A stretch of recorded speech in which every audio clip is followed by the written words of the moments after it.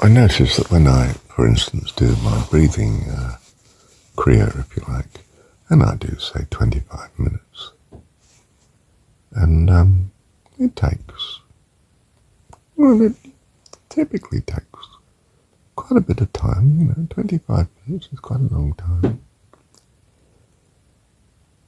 But when I'm living fully in what I value, recording to you, in this last, to this last recording I've just added about 22, 23 minutes. Just like that, it just rolled off. And it doesn't seem like it's taken something over 20 minutes, 25 minutes nearly. The time's just gone in the blink of an eye. Why? Because I'm fully involved in what I value. I feel I should do the Kriya breathing because it's going to be a help and a blessing. But when I'm doing the recording, I'm utterly involved in what I value. And the time just shrinks to nothing. Where's the time gone? I know it's taken at least 23 minutes because I've added 23 minutes of recording. But in fact, it must have taken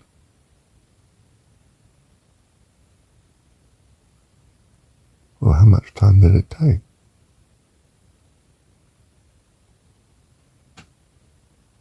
It's taken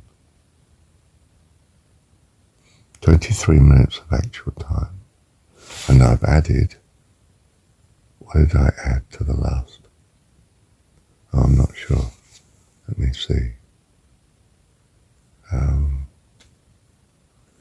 not sure. But what I want to say and be aware of is that when I'm recording, I'm so in my element. If you like, I'm so enjoying, so involved, because it's what I truly believe in, and what do I believe in what I'm saying, and I believe in what I'm trying to do, which is to help and bless you, the listener. And it's just flowing, life just, wow, where did the time go?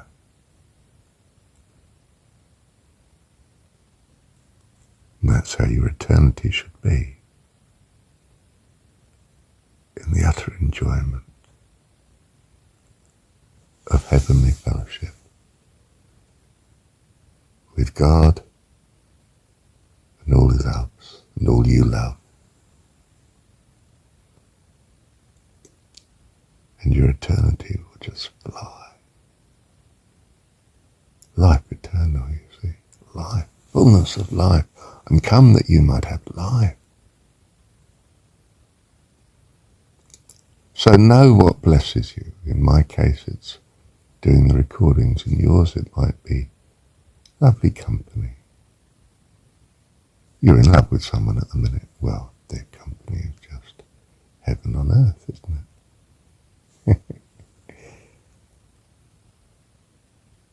So realize what you value and prioritize your life accordingly. Don't spend your time working like mad for the future. Spend time with your beloved. Spend time with what's truly of value to you. And of course, much of what's of value to you is whatever's building a good future, of course. Whether it's your sweetheart or your kids, or you're building a house.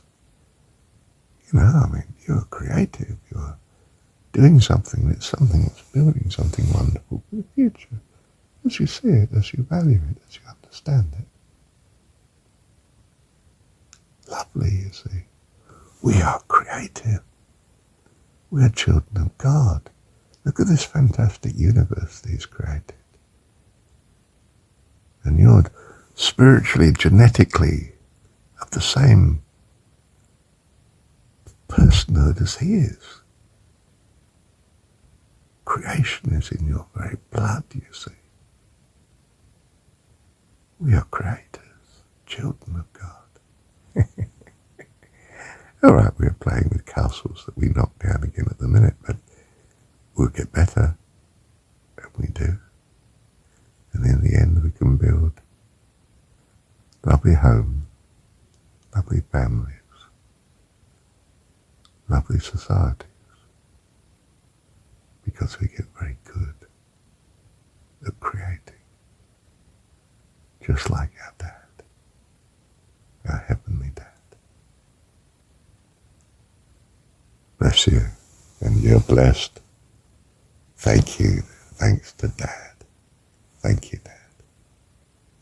Oh my goodness, nearly missed the point of the matter. You see what I'm trying to get at, that when you're doing what you truly value, when you're, in my case, I mean, excuse the self-elevation that you might see in this, but, you know, I'm actually feeling that I'm truly helping others with what I truly believe. But the blessing to me is unbelievable. The time just flies because I'm fully enjoying life to the full as I understand it. Do you see, he does a greater thing in you than through you? I'm flying. What I'm saying might be mumbo-jumbo to you, and you just dismiss it as, oh my goodness, a religious nutter here, or not even a religious nutter, I don't know what he is, you know. I mean, it may not be of value to you. I mean, I hope most earnestly that it is, of course. And I'm living in that moment for that purpose. You see? But he does a greater thing in me than through me. Because I'm living to the full. This life abundantly, you see? This is what happens when you love the Lord your God with all your heart, soul, mind and strength. In other words, live according to the personification of what you truly value. I mean, you could almost say, well, of course, that is going to bless you overwhelmingly.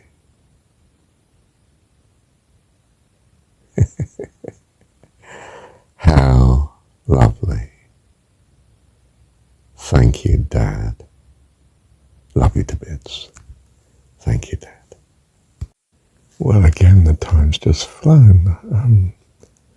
And I think of when I woke up this morning, which was about 3 minutes past 3, and I thought I'd better do half an hour's Kriya breathing to introduce me to the day. So I did. And it took half an hour. Yeah, a bit past her.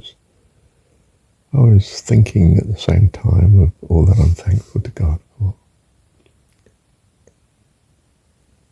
And then I started on listening to one of yesterday's recordings, which was the last recording, the beginning of it I did yesterday.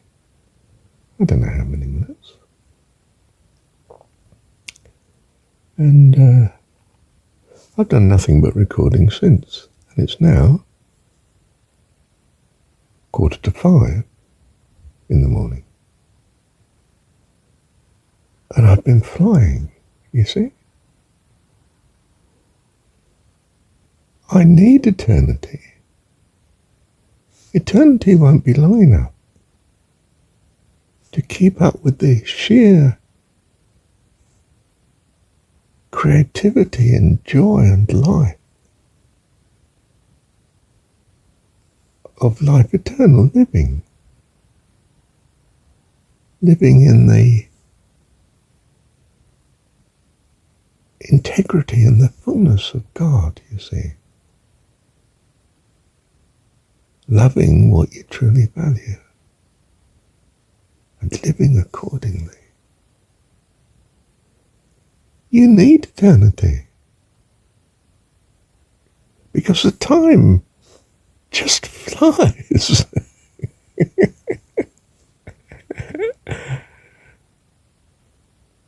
Amazing, isn't it?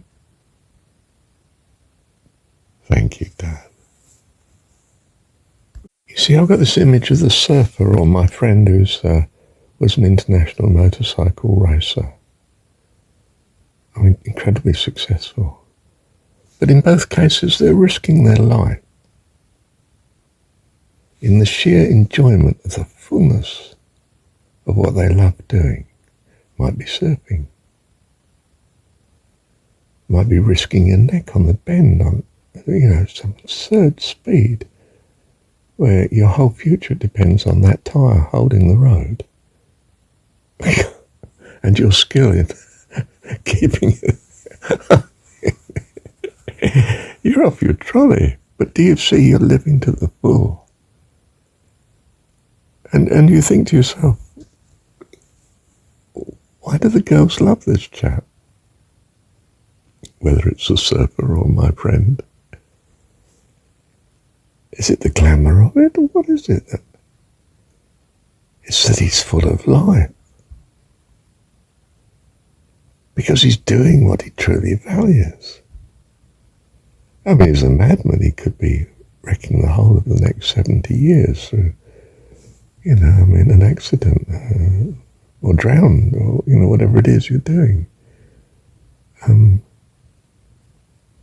of course, she starts to be concerned about this once she's got a stakehold in your life. She sort of thinks, I was attracted to him because of this occupation, but I really like him to survive. I need a husband, a father for my children, a friend for life. So she rescues him from this madness. Thank God. And he lives to be whatever age he does with his end children. Thank God. Because she truly loves him. She doesn't just love the fun of what he is, but she wants to protect and keep what is. See, the female of the species is quite something, isn't she? That's why she's more deadly than the male. Because what she's protecting is not actually herself. It's something beyond herself that's her children, or necessary for her children.